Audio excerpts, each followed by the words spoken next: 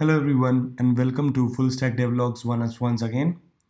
And today is the sequence, next continuation of the video, the last one we did last week, which was that how we started stepping into the world of machine learning and how to start learning these concepts of AI and ML using the tools known as Keras and TensorFlow.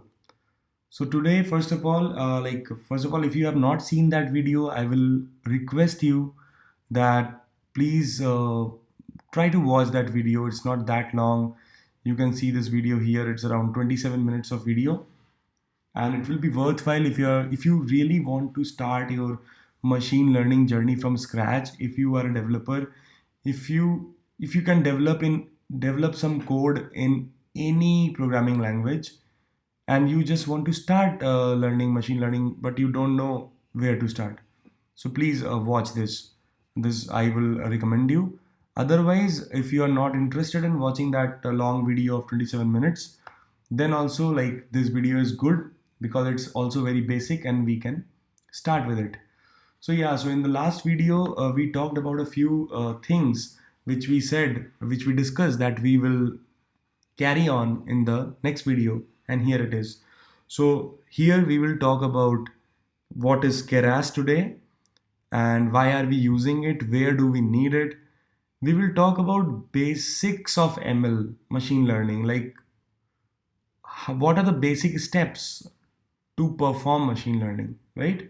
Like for example, if I say that what are the basic steps to develop a software application, so what you will say that I want a requirement, that what has to be done, then I want to choose a programming language, then I want to create a program using that language. Basically, I want to code, then I want to uh, test that program that I have written, and finally I want to deploy that program that I have written, deploy that software wherever I want to deploy it or wherever I have to deploy it. So in such a way, we should also have some kind of steps for machine learning. So here it is, like we will try to understand it in very basic. So remember that we are talking about TensorFlow, and TensorFlow uses Keras by default. And what is Keras we will discuss in a moment. So just remember that Keras is an API. So here we see that Keras is a deep learning API written in Python, right? So it's an API written in Python and it's running on top of TensorFlow.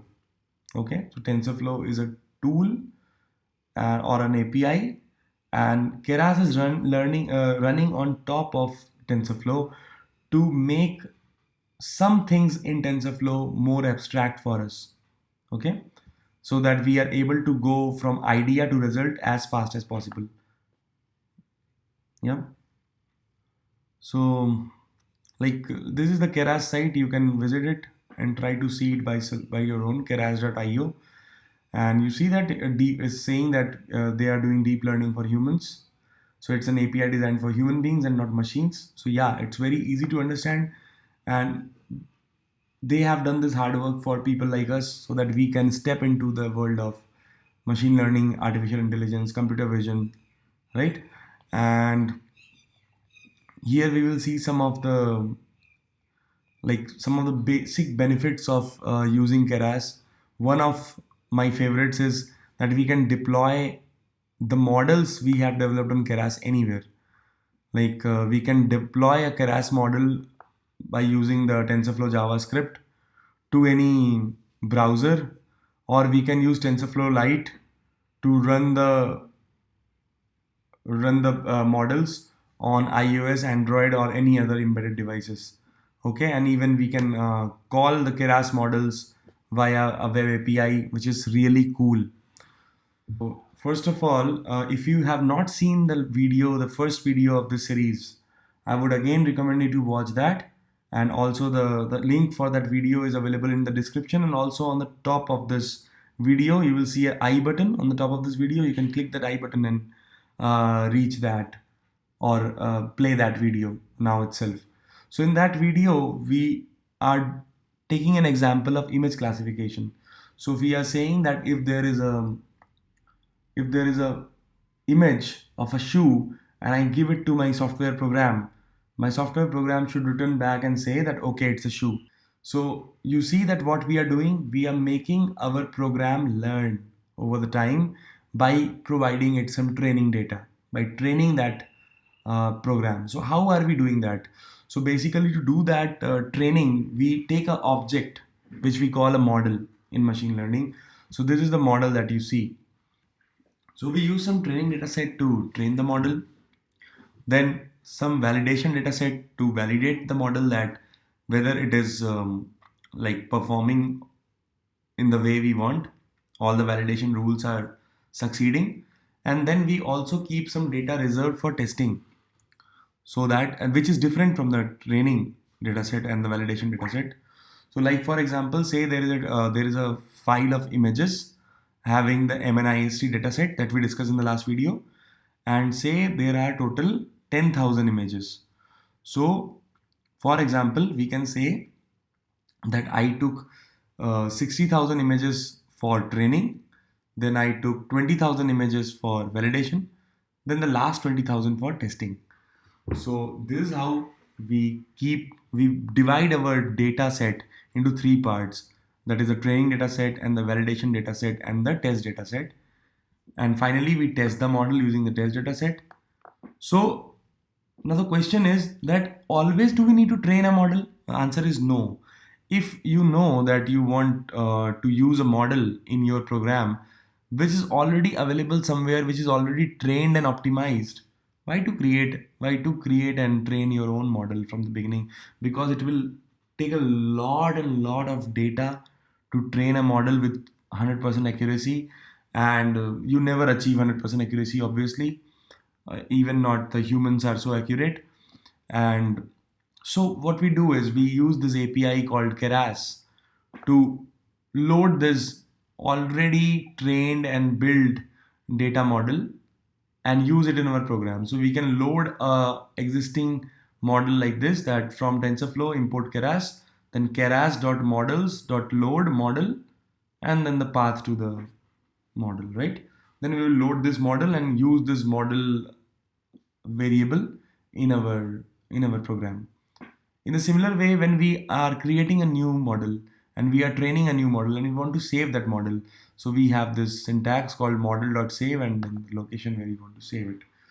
So that's the very basic of what I'm saying, that what are the steps, very basic steps to understand we have in a machine learning programming paradigm.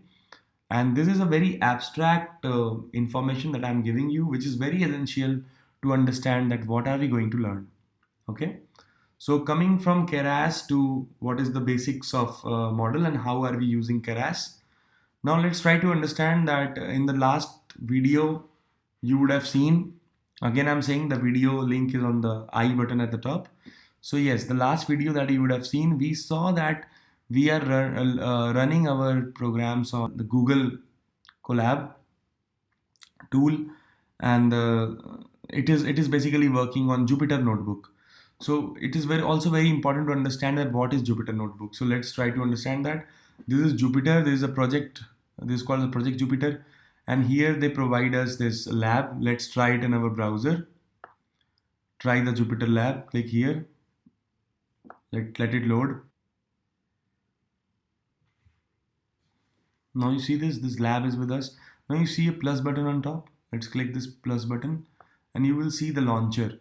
So in the launcher, see the beauty, like it is asking me what kind of environment do I want, right? So I want a Python 3 environment. So I will click on Python 3 and see the beauty. I have a ready running Python installed cloud system on my browser where I can directly run and execute my Python programs. Like for example, I will say test equal to 10 and I will say print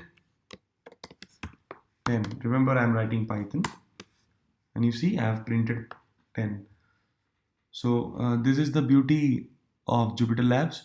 So remember that Jupyter is a very essential part of our learning.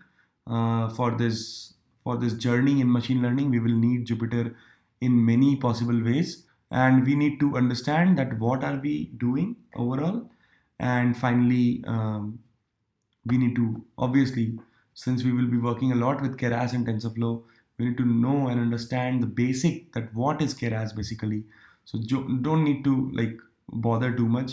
Keras is just an API which is written on Python. It is having a lot of useful Python libraries inbuilt in it, and we will be going to use it a lot in our journey of learning. Thank you, and that's all for now. And I see you hopefully in the next video.